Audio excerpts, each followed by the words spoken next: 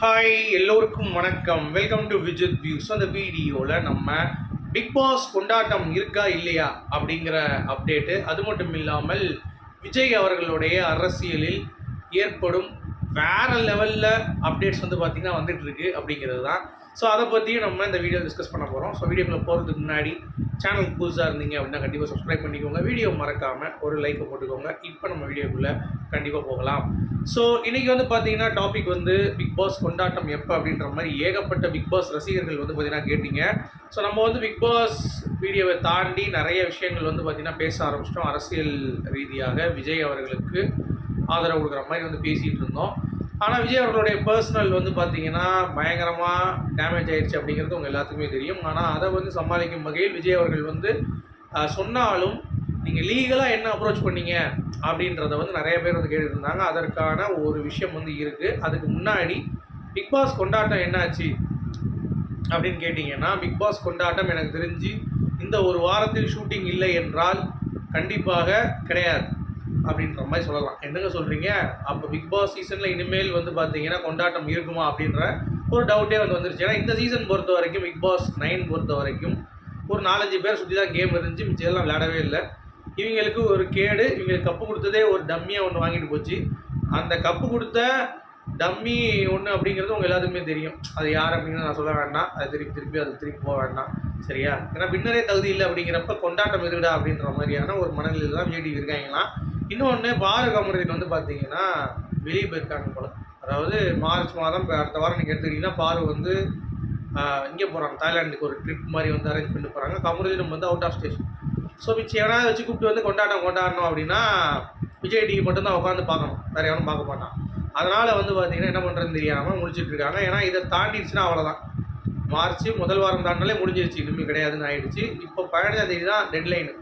அது வரைக்கும் ஏதாவது வந்து இருந்துச்சு அப்படின்னா கண்டிப்பாக வந்து அப்டேட் வந்து நான் வந்து கொடுக்குறேன், எதாவது நடந்துச்சு அப்படின்னா. ஆனால் இப்போ வரைக்குமே ஒரே நிசப்தமாக இருக்குது. ஒரு அப்டேட்டும் வந்து இல்லை அப்படிங்கிறது தான்.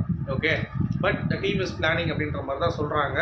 மார்ச் 15 வரைக்கும் தான் கேடு, அதுக்கு மேலே இல்லை அப்படின்னா இல்லை. ஓகே, அதுக்கு மேலே வாய்ப்புகள் வந்து மிக மிக குறைவு அப்படிங்கிறது தான். Whether they are planning Kamaruddin or Parvathi, 2 பேர் யாராவது ஒருத்தவங்க வேணும். ஏன்னா அப்போ தான் வந்து இந்த ஷோவை கொஞ்சமாச்சு கொண்டு போக முடியும் அப்படின்ற அந்த ஒரு மனநிலையில் அவங்க இருக்காங்க அப்படின்றதுனால இது வந்து அப்டேட்டு. அடுத்து பாரு கமருதீனுக்கு இன்வைட் போகுமான்னு கேட்டிங்கன்னா கண்டிப்பாக போகாமல் இருக்காது. ஏன்னா அவங்க தான் சீசன் அப்படிங்கிறப்ப அவங்களுக்கு இன்வைட் போகாமல் வந்து கண்டிப்பாக வந்து இருக்க முடியாது அப்படிங்கிறது பார்க்க முடியுது. ஸோ அதனால் அதை வந்து கண்டிப்பாக வந்து தான் ஆகணும்.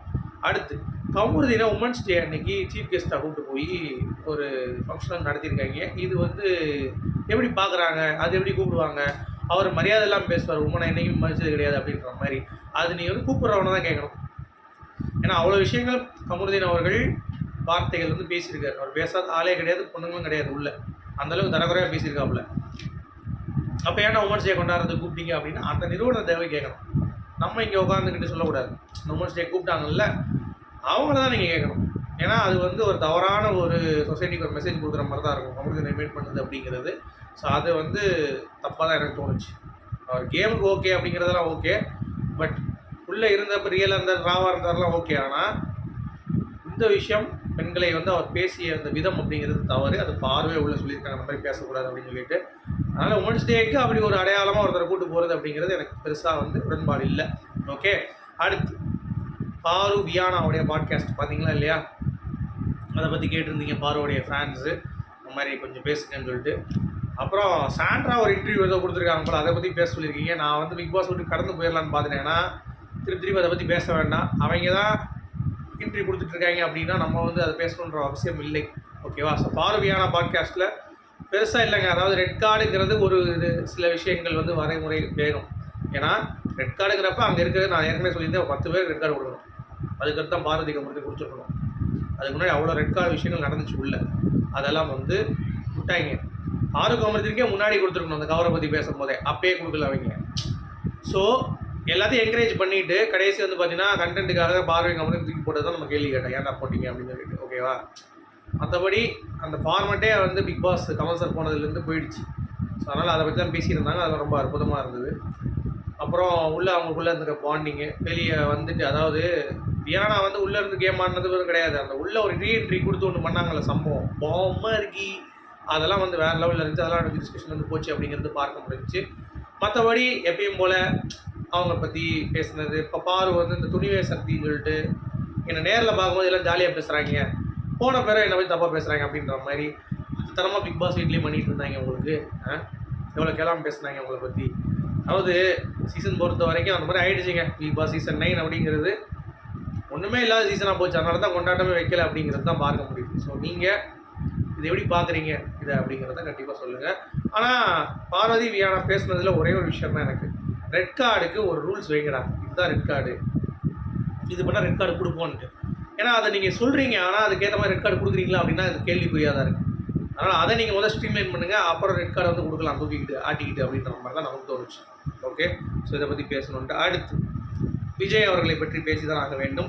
லேட்டஸ்ட் என்ன அப்டேட் அப்படின்னு சொல்லி பார்த்தீங்கன்னா, அவர் ஸ்பீச்சுக்கு லேட்டஸ்ட்டாக வந்தாங்கல்ல, ஒருத்தர் வண்டியில் போய் போலீஸ் வாகனத்தை நடுவில் நிப்பாட்டி வச்சுருந்தாங்க, இடிச்சு கீழே விழுந்தாங்க 2 பேர். அதில் ஒரு பையனுக்கு வந்து நல்ல அடி, கிட்டத்தட்ட ஹாஸ்பிட்டலில் அவன் செலவு ஒரு ஆகும்னு சொல்லி சொல்லிட்டாங்க போல தெரியுது. விஜய் அவர்கள் கட்சியிலேருந்து யாரும் வரலையா. உடனே அன்பில் மகேஷ் வந்து போயிட்டு அந்த பையனை பார்த்துட்டு பேசியிருக்காரு. சரி, நல்ல விஷயம் தான், ஏன்னா அமைச்சர் அப்படிங்கிறப்ப அப்படி தான் இருக்கணும், கண்டிஷனை ஃபாலோ பண்ணுங்கடா அப்படின்னு சொல்லி ரொம்ப ஃபீல் பண்ணாப்புல அவர் போய் பேசியிருக்காரு. அதை வந்து நான் பாராட்டுறேன். ஆனால் திமுகவில் நிறைய விஷயங்கள் நடக்குது. அதுக்கு எப்போ போக போகிறீங்க? இந்த இப்போ கூட மாநாட்டில் போகும்போது 12 பேர் திருச்சியில் வேன் கவுந்து பெரிய காயமாயிப்படுச்சு. இப்போ எங்கே போய் பார்த்தீங்களா? அன்பில் மகேஷ் அவர்கள் போவீங்களா? போயிட்டு சொல்லுங்கள். அப்புறம் இந்த ஒரு வாரத்தில் வந்து பார்த்தீங்க அப்படின்னா 2 வயது சிறுமி பாலியல் வன்கொடுமை பண்ணியிருக்காங்க. விமான பணிப்பெண் திமுக கவுன்சிலர் வந்து அராஜகம் பண்ணியிருக்காப்புல. நாங்குநேரில் அருவாள் வெட்டு, 7 வயது சிறுமியை நாமக்கல் மாவட்டத்தில் வந்து பார்த்தீங்கன்னா பாலியல் வன்கொடுமை. மானாமதுரையில் ஒரு பையனை அரெஸ்ட் பண்ணி போலீஸ் வந்து பார்த்தீங்கன்னா அடிச்சிருக்காங்க. அந்த பையன் இறந்துருக்காங்கிற மாதிரி நியூஸ் வருது. அது எதனால் அப்படிங்கிறது தெரியல. டிஎம்கேல வந்து பார்த்தீங்கன்னா கொடியை போட்டு ஒருத்தன் காரில் ஒரு ப்ரெக்னென்ட்டான உமனை வந்து ஏற்றி அந்த உமனும் செத்துட்டாங்க, அந்த உள்ளே இருக்க பிஞ்சு குழந்தையும் வந்து காலி. ஸோ இந்த மாதிரி பாருங்கள், இது வந்து ஒரு வாரத்தில் நடந்தது. காசிமேட்டில் வயிற்றுலேயும் பிறப்புறுப்புலேயும் ஒரு பொண்ணை போட்டு வீச்சிருக்காங்க. அடுத்து 70 வயசில் இருந்த ஒருத்தனை கொண்டுட்டு அவங்க மனைவி 60 வயசோ 55 வயசோ அந்த பொண்ணை ரேப் பண்ணியிருக்காங்க. அந்த பெண்மணி எவ்வளோ நடந்து பாருங்க ஒரு வாரத்தில். இவங்க விஜய் அவர்களுடைய விவகாரத்தை பற்றி பேசிகிட்டு இருக்காங்க உட்காந்து. இந்த சாட்டை துரைமுருகன் சொல்லிட்டு ஒரு தற்கொலை, கோபால் மீஸ் வச்சுட்டு ஒரு தருவாங்க கோபால், அவர் வந்து பார்த்தீங்கன்னா வேறு எந்த பிரச்சனையும் இல்லை, விஜய் சங்கீதா பிரச்சனை தான் டாப் மோஸ்ட் ப்ரியாரிட்டி. திமுகவில் இவ்வளோ சில்லறை இருக்கே, அந்த சில்லறை முதல் பேசுங்கடா அப்படின்ற மாதிரி தான் இருந்துச்சு. ஆனால் நான் விஜய் ரசிகர்களை தாவக தொண்டர்களை ஒரு சில பேரை பாராட்டுறேன். ஏன்னா விஜய் அவர்கள் தவறு இருக்கும் பொழுது போய் கேட்குறாங்க பாருங்கள். அதாவது அவங்க பேர் வந்து ரஞ்சனா நாச்சியார் அவர்கள் ஓப்பனாக கேட்டாங்க, டைவர்ஸ் வாங்கிட்டு நீங்கள் வந்து திரிஷா கூட போயிருக்கலாம், அது வாங்காமல் வந்து தவறு தான் அப்படின்றத ஓப்பனாக வந்து பேட்டியில் பேசியிருக்காங்க. ஓகே, அதுக்கு ஒரு பாராட்டு. ஒரு பெண்மணி ஓப்பனாக பேசிட்டு பார்த்தீங்களா, விஜய் அவர்கள் மூஞ்சே மாறிடுச்சு. அந்த மாதிரி தான் கேட்கணுங்க நறுக்குன்னு. யார் பண்ணாலும் தப்பு அப்படின்ற மாதிரி கேட்குறீங்க பார்த்தீங்களா. இப்போ விஜய் அவர்களும் அதை பார்த்துப்பார், ஓகே லீகலாக நம்ம போயிடலாம் அப்படின்ற மாதிரி. இன்னொரு தகவல் வருது, ஆக்சுவலாக டிஎம்கேவுடைய பின்னாடி இருந்து ஆப்ரேட் பண்ணுறானுங்க அப்படின்னு சொல்லியிருந்தோம்ல இந்த டைவர்ஸ் இஷ்யூ. அந்த எம்கே செல்வின்னு சொல்லிட்டு ஒருத்தவங்க, அவங்க தான் அந்த விஜய் சங்கீதா வந்து பார்த்தீங்கன்னா இந்த மாதிரி மேனிபுலேட் பண்ணி பண்ணுறாங்க அப்படின்ற மாதிரியான தகவலும் வெளியே வருது. ஸோ எதுனாலும் சரிங்க, இந்த டைமில் விஜய் அவர்களுக்கு பார்த்தீங்களா ஜனநாயகன் சென்சார் போர்டிலேருந்து இப்போ என்ன சொல்லியிருக்காங்க, நாளைக்கு பார்த்துக்கலாம் அப்படின்ட்டாங்களாம், இன்னொரு டேட் சொல்கிறோன்னு. அதுவும் ஆப்பு. இப்போ சிபிஐ என்கொயரிக்கு உடனே நீங்கள் வரணும், டெல்லிக்கு தான் வரணுன்றாங்க. அது சென்னைக்கு கொஞ்சம் ரெக்வஸ்ட் பண்ணியிருக்காரு விஜய் மாற்றுறதுக்கு, இல்லைன்றாங்க. இது மாதிரி அழுத்தம் கொடுக்குறாங்க. ஸோ பாஜக கூட்டணிக்கு இழுக்கிறாங்களா, என்டிஏ கூட்டணிக்கு இழுக்கிறாங்களா அப்படின்னு சொல்லி விஜய் வந்து பார்த்தீங்கன்னா இழுக்கிறதுக்கு பிளான்ஸ் வந்து போயிட்டுருக்கு.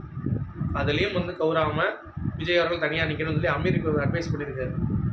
இதெல்லாம் யோசிக்கும் பொழுது வெயிட் பண்ணி பார்ப்போம் விஜய் அவர்களுடைய முடிவு என்னென்னா. ஆனால் இவ்வளோ ப்ரெஷர் வந்து பார்த்திங்கன்னா கொடுக்குறது அப்படிங்கிறது விஜய் அவர்களுக்கு ஒரு மிகப்பெரிய ஒரு ப்ரெஷர் வந்து ஃபீல் பண்ணுறார் அப்படிங்கிறது நம்மளால் பார்க்க முடியாது. அதுலேருந்து எப்படி மீண்டு வர்றார் அப்படிங்கிறது தான் முக்கியம்.